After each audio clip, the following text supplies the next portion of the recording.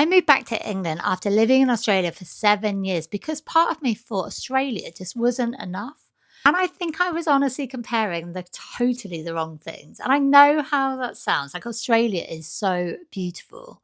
But if you're British and you've lived here for a while, then you might know exactly what I mean here. Like you start missing Europe, old buildings, proper pubs, being close to family, cheap flights to Italy, history, culture. And part of me thought maybe I need more than just beaches and sunshine. So we moved back thinking we were going to do it all. But you know what the reality was? Like I was just working and I was so exhausted from the long commutes each day.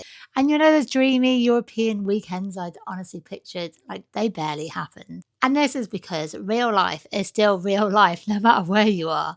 Like I hadn't been comparing Australia to the real England. I'd been comparing everyday Australia to the holiday England. And obviously they're not the same thing. When we actually moved back to Australia after 6 months in the UK, I realized I hadn't been choosing sunshine over culture.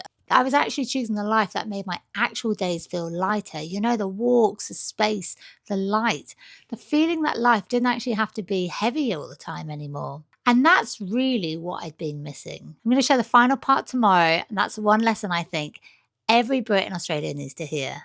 Follow along if you don't want to miss it.